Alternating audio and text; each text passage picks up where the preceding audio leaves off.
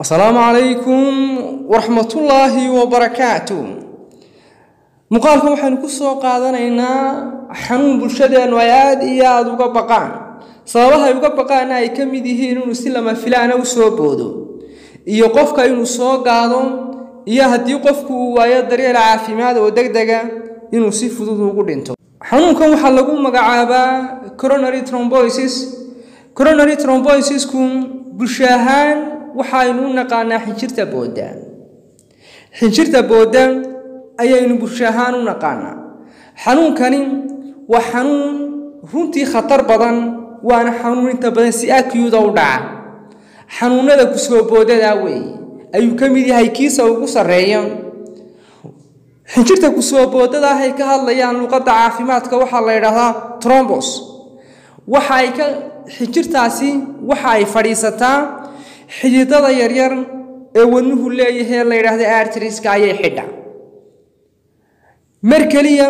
ayaa dhiiga waxa kuntamaya blood vessels-ka gaar ahaan arterieska wadnaha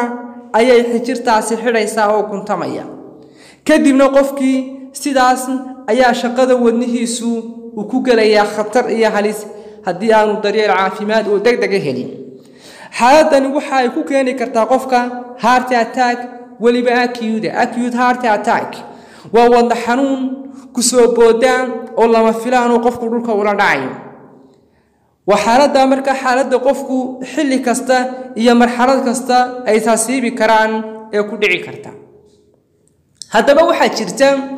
waxyaabo laga hortago taynu maanta ka hadlaynaa waa toontu xanuunkan ma ay daweysaa mise way ka hortagtaa toontu waxay ka qayb qaadataa xanuunkan inay ka hortagto waxa kale oo jirta toonto kaliya ma aha ee tira ahaanba 5 arrimood oo xanuunkan ka hortaga ayaynu sheegi doonaa marka kooban xanuunkani qofka marka uu ku dhaco waxa uu u baahan yahay medical caring waxa uu u baahan yahay intensive health care ayuu u baahan yahay intensive health care waa daryeel caafimaad oo la fidiyo oo si marka loo fidinayo degdeg ah oo si gooniya loo fidinayo oo si fogsina loo fidinayo oo qofkii xoog iyo xiniyaba la duldhigayo si naftiisa loo badbaadiyo ilaahay baa wax badbaadiya laakiin hawlwadeennada caafimaadku ay si dhab ah oo dhameystiran ay uga hawlgalayaan xaaladdan waxa markaa jirta xanuunkani qofka marka uu ku dhaco waxa uu u baahan yahay daawooyin dhakhtarku uu qoro oo prescribe ku soo baxaa oo anticoagulant la yiraahdo iyo antiplatelet la yiraahdo oo marka dhiiga xinjirta lagu furfurayo oo sida qofku uu ku bogsanayo laakiin intaan heerkaaba la gaarin oo aan heerka la isla gaarin waxa loo baahan yahay qofku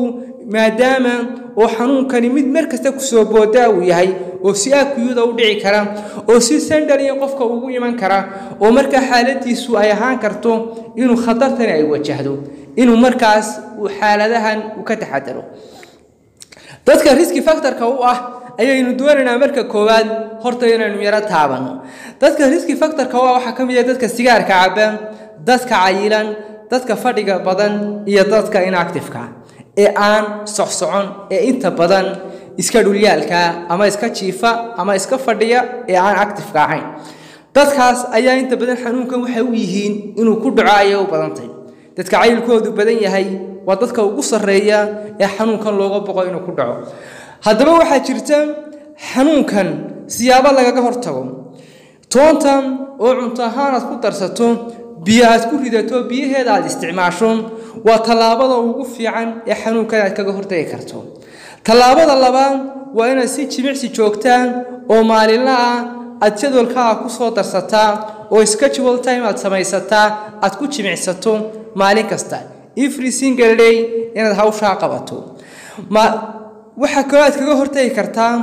inaad jirkaaga aad ka ilaaliso ama aad iyo aad uga ilaaliso duxda saliida subaga iyo xaydha waxa kale oo xanuunkan aad kaga hortagi kartaa in markasta wadnahaaga caafimaadkiisa la socoto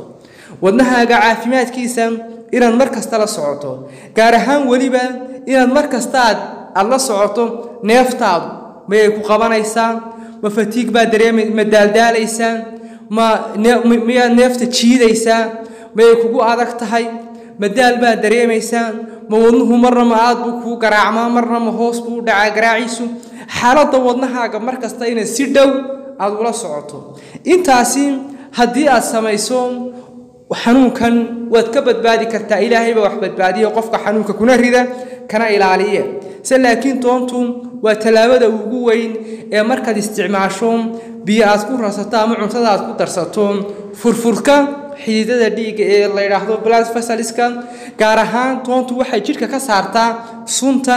iyo xididada dhiigga waxyaabaha xidha. Assalaamu calaykum.